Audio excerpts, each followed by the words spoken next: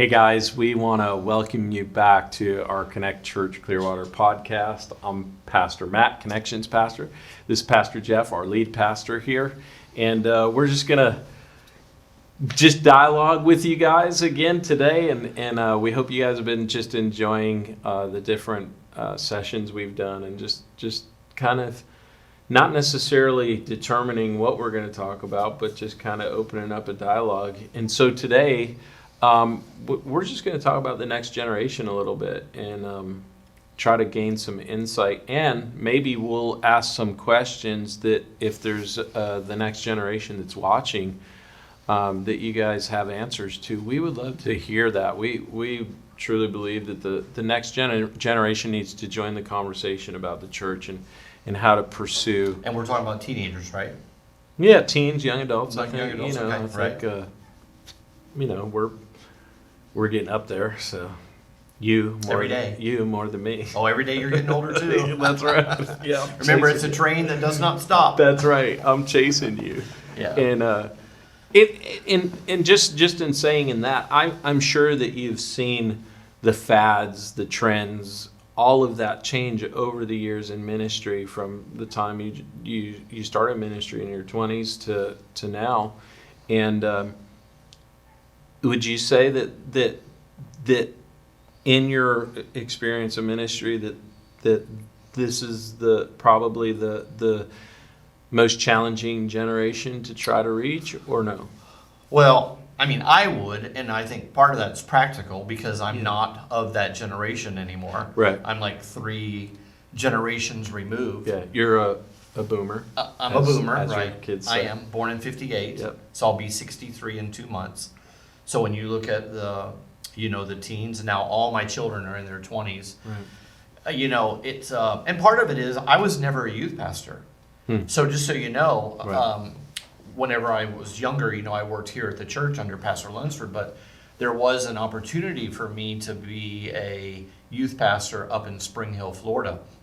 This is a funny story. Yeah. And so I haven't heard this one. Yeah, no, I haven't like told it. you this Yeah, one. okay. So I went up there. Pastor Jim was the pastor's name. I forget his last name, and he interviewed me, and I think he's probably with Jesus now, or at least not watching this podcast. But it seemed to be that the overwhelming concern that he had was all about the Christian music scene. And he wanted my opinion about Stryper. I don't even know if you'd know who that was. Yeah. They were like a Christian band that they dressed like, Kiss, the AC/DC. Yeah. They were It's funny you mentioned like this. tight leotards, and the long hair and the makeup. Yeah. And that was back when, a lot of people, Jimmy Swaggart, a lot of people were preaching against the contemporary Christian music, they called it. Yeah, this was in that movie that we went and saw, Jesus Music. I didn't see it. I know. That's why I'm telling you. Okay. They actually brought all of this up. Yes. Of how, it was huge. Yeah. And so I failed the interview because I could tell he did not like my answers. And I just said, I personally don't listen to all that heavy metal, screaming rock Christian music. It's not my favorite kind of, Right. Not your Christian style. music. Not my style. Yeah. But I said, but I don't have a problem with it. Right. See, remember, I was unchurched, Yeah. newly churched. I love that. He was probably, like my wife, raised in the church all his life. So he's coming from this direction. I'm coming from this direction. I didn't like this, whatever. But I got what they were doing. Yep. For me, it's all about the words. It's about the lyrics. It's not about the beat. It's not about the guitar, or not about the drums. Not about all that. And so I could tell that the interview did not go well. Yeah. And I knew I wasn't going to get that job. And I was fine with it. Yeah. And that might be, one of the challenges. But so I've never been a youth pastor. Yeah. But I used to help in the youth group. Sure. When I was younger, when Pastor Ken was a youth pastor, and he, the church back then, we had 200, 250 in the youth group, and it was it was a whole different thing back then. Yeah. The whole ministry, even though a lot of it's still the same today, but it was different back then. Sure. We did bike rides and we went on ski trips and we went tubing and canoeing, and we went to concerts, and we did things, and Ken preached his heart out, and it was, but we still had youth. And I think you touched on something that's very relevant to us today, in the sense of what you experienced then in that interview. Is there was a traditional system in place, which were hymns at the time, and then this music came in to grab a hold of the next generation. And the majority, from what I understand, especially watching that movie, the majority of the Christian world at that time kind of rejected it. It wasn't accepted in the traditional church. And but the ones that embraced it were actually the ones that saw the next generation start coming in the kingdom. Chuck Smith with Calvary Chapel, that's kind of how the movie started, and that's how the Jesus music kind of originated, because these hippies, what they did is they brought the music that they were doing outside of the kingdom into the kingdom with them, and they changed the words to their devotion to Jesus, So I was watching TV about 5 nights ago, and I was flipping through YouTube. Yeah. And I saw Justin Bieber singing with Hillsong Church. Yeah. And I called Kathy and I go, Justin Bieber, she goes, didn't you know he's going to the Hillsong Church in New York, and him and his wife, and he sings at his concerts, he gives altar calls, and he'll sing. I said, no, I didn't. Well, I don't watch Justin Bieber, never have. I'm too old for him. Yeah, but me neither. Just to get that out there. Yeah, but it's more of my daughter's age group. Totally. And she just said, no, he's really making a commitment to Jesus. Yeah. And I would say to everybody, if he's making a commitment to Jesus, that's fine. Every man has to work out his own salvation with fear and trembling. Yep.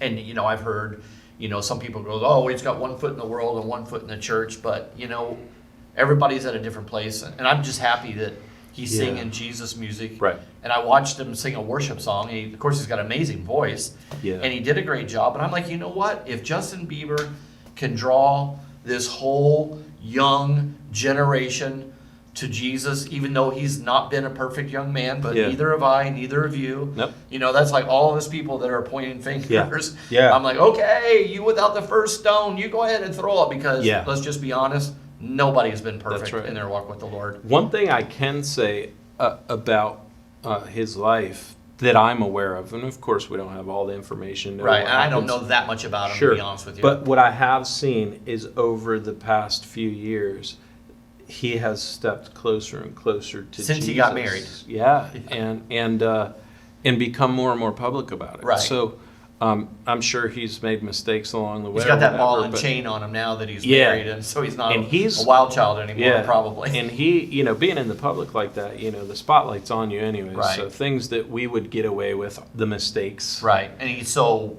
out there public. He's probably got a bazillion, YouTube followers and Instagram people. You know what I mean? Everybody knows Justin Bieber. So in saying that, it's funny because I think we're almost in a similar place in the church right now as the church was then when you were interviewed. I think there's this tide that's changing, and I hope so, because I didn't finish telling you, but to be honest with you, I remember whenever they had album burning parties at the church, and we did some things here at the church. I love my former pastors, but we did some things with Christian music and non-Christian music, and had some guest speakers and some things that I didn't quite agree with. Mm-hmm. I didn't pitch a fit or anything. I was a new Christian, but kind of didn't set well with me. I thought we were a little to the extreme on some of that stuff, and now you look, I think all of us that are my age and older, the pastors that were here, we all look back and go, I probably was a little radical about, the whole rock music, because it was kind of like a fad to be against it all. And I wasn't really, I was like, man, we got better things to do than, the church had just, remember, I didn't come out, I wasn't born into the church, so I came at the age of 22. So, it's you kind of had a I love different rock. perspective. I used to go to rock, concerts. Right. I love rock music. Yeah. Disco, I loved disco. Everybody was like, ha, ha, ha, ha. Well, disco was pretty big. the Bee Staying Gees and alive, staying alive. Yeah. and Michael Jackson was huge. Michael Jackson and I were born in the same year. Madonna Yeah. is the same age as me. Yeah. So that gives you an idea. Yeah. When you think about these guys, I mean, Michael's dead, and Madonna, we're all, if he was alive, he'd be 62, 63, just like me. Right. Yeah. But they were huge back then, Yep. and Madonna literally single-handedly changed the culture. Yeah. I mean, girls literally start dressing like her. Yeah. I mean, you think about Yep. that. Oh, I know. I used to pray that she would get saved because they were so influential. Yeah, totally. But I just felt like we were a little overboard, and we just went like way too far, being the music Nazi, and worried about what all the young people are listening to. Yeah. Instead of really, and that's why today, maybe that's why in today's world, maybe it's been a little bit harder for the church to capture young adults and the youth. Other than them seeing, because nothing's changed. They all want authentic love from a pastor. That's They right. all want someone to love on them. Yep. They all want someone they can talk to and Yeah. trust. I mean, that's never going to change, Yep. right? That's right. And that's my hope and prayer for our church. Yeah. I mean, as you know, Pastor Matt, right now we haven't had a youth pastor in a few years. Yep. We had a part-time one, but years ago we were so big, we had a huge youth group, and Sure. it required a full-time job. Yep. And I'm just praying that Yeah. our church is going to get back, and that's really the one piece of ministry that we're missing. Yeah. Is that called person that feels really called to minister Yeah. and love on teenagers through thick Yeah. and thin, because God knows being a youth pastor is probably the hardest pastor job in Yeah. the church. Yeah, Which is totally. why the average tenure of a youth pastor was like a year and a half in our churches, because Yeah, they're like, get me out of here. yeah, I mean, they run into so many problems, Yeah. and you can't please everybody. And Yeah. anyway, Yeah, I think we need to get creative too in how we're going to approach this generation. I know in times past it's let's build this big youth group and draw them to a building and all of that. Where I think not now they necessarily. do a lot of groups. Yeah, it's Ministry. different Life group. places, coffee shops, Right. stuff like that. So, I think that we're going to have to embrace some of the things that needed to be embraced even back when you were in ministry and that whole thing was I'm kind still of in turning. ministry. Well, You said when you were when in you were young in ministry. ministry, Yes. I mean, Let's clarify that, right? but you came into what a great time for you to step into ministry then, because you were unchurched. Right. And I think that probably made you more relatable to the young married couples that you Yeah. and Kathy led at the church and stuff. And even the teens, even because the I was a youth, youth yeah. leader. I know I was a little sandpaper. I Sure. know I rubbed some of the old time Pentecostal people Yeah. the Yeah. wrong way, but Yeah. you know what? Sometimes that's good. Yeah, yeah. And I think too, I think that the church is not good at change. No. We don't like change and fear. I think that the motivation when that music was coming in, with a good intent, but the wrong way to do it, the fear of this is the world coming into the church, Right. rather than seeing it as the church actually going into the world, Right. And fear, the manifestation of fear is always control. Yeah, and to me it's like we spent more time attacking I don't know how to say it, but attacking the result of what was happening instead of getting to the heart. Yeah.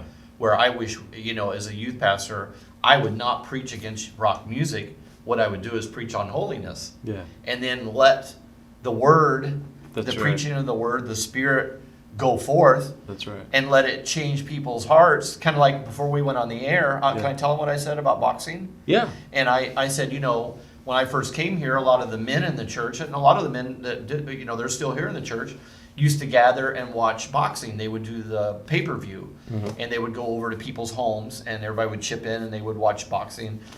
And I went a couple of times, and I'm only been a Christian for a few years, and I tell you, man, when I watched one boxing match when this guy got just flat, clobbered, almost killed. Yeah. And he could no longer box after that. He got beat so bad.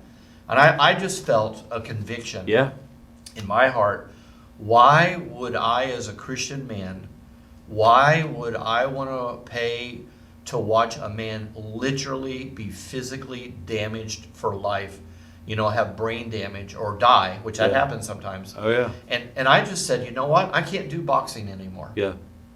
And so, So you would say that your heart actually started to become sensitive to the things of God. Probably. yes, Yeah. and that's what I'm saying. Yeah. So as I grew more in the Lord, I just felt like, you know what?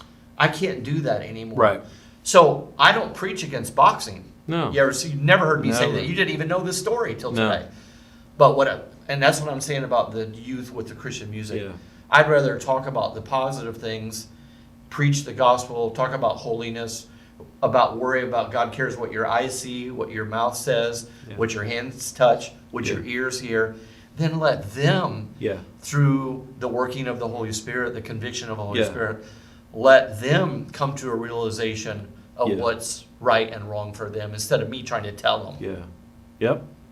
I, You get what I'm saying? I've seen that in your life, and even now. You've been a huge encouragement to the church of saying we need to change what we're doing, because we're positioning ourselves, meaning Connect Church Clearwater, to capture the next generation. And I know you And as not the run lead- them off. Yeah, Because yeah. those old ways, that way of thinking just runs people Yeah. off. Totally. It's always really, I hate to say it was legalism. Yeah, yeah.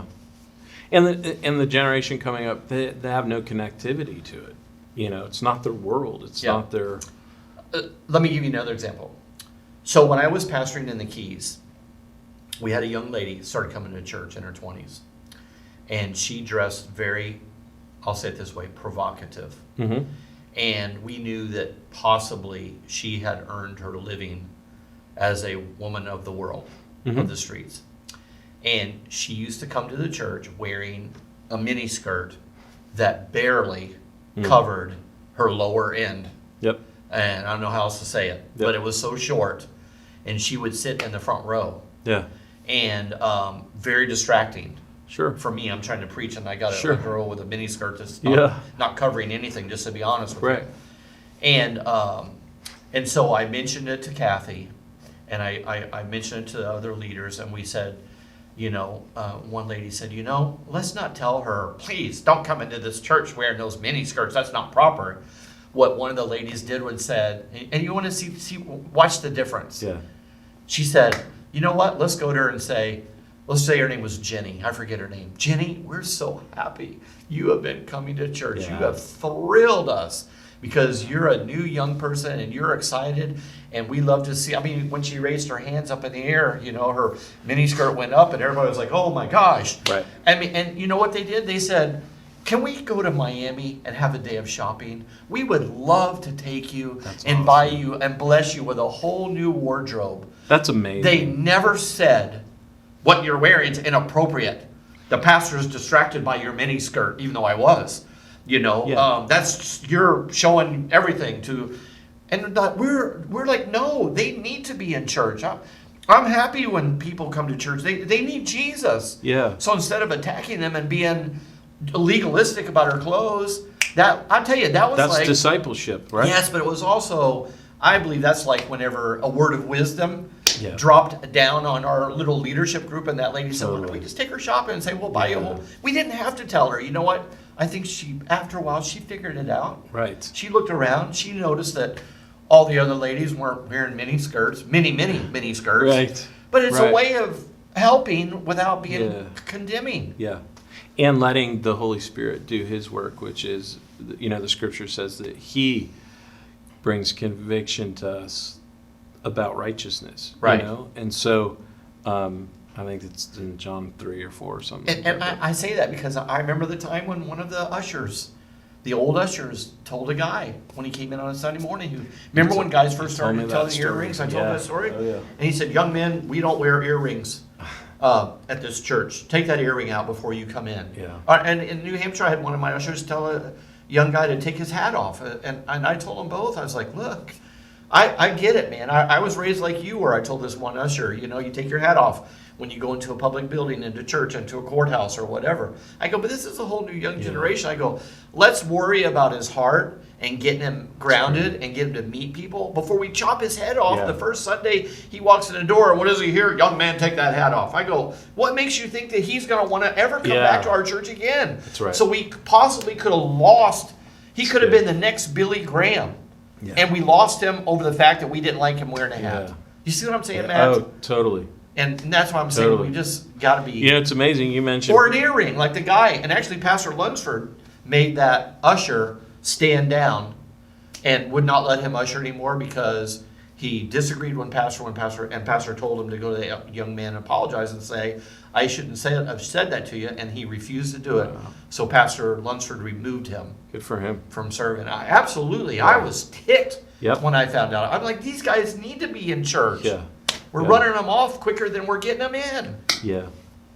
You know, in that movie, you mentioned Billy Graham. Billy Graham was actually one of the biggest advocates to encourage the Christian music that was coming into the church. No, I did not know that. Yeah, he stood up. That's a shock. Yeah. He actually went to one of their events and he got up there and he said, this is the next generation and we need to embrace this. Yeah. And we need to understand that they're coming to Jesus, you know. And they say that was part of a catalyst of the church then beginning to start to embrace that music and stuff. So it takes people like you and I and the Billy Grahams that will stand up to say, no, this is the next generation. We need to capture them. God's going to work it out in them and through being there for discipleship and teaching of the word and all that. That's how you grow mature anyways, you know? Right. So, I guess maybe I'm just thinking back, you know, I mean, thank God for my 3 kids. And I can honestly say that my kids used to tell me whenever their friends would see, I'd like pull up my Harley to the school or pull up to the ball field. They're like, dude, is that your dad wearing riding a Harley? You sure he's a pastor? Yeah. Right. And they used to go, they think that's pretty cool. And that used to make me feel good because, you want to be able to relate and you want to be thought of as someone, not cool, but someone that young people would feel free to go, he's all right. Yep. I could probably talk to him if I had a problem. Yep. I didn't get to share this with you yet, but we'll probably talk about it more after the podcast. But I had a phone call yesterday, and it was actually an individual, and they said, hey, they own a business in town, and they said, some of the people that work for me are coming out of drug addiction and stuff like that, and they said, you don't look like the typical pastor. Because of your tattoos and this and that. You and Pastor Wayne. Yeah. And they said this, would you be interested in doing a Bible study one morning a week? And I want to invite. And I said, absolutely. Oh. So, meet them where they're at, right? Yeah. And that's kind of like, I think I did tell you the story that they were raising money for youth missions in our church in the Keys. And the youth pastor came to me and said, we could probably make really big money for missions if you would let us, if we do this and we reach our goal, let me color your hair pink. And we'll use this coloring that it washes right out.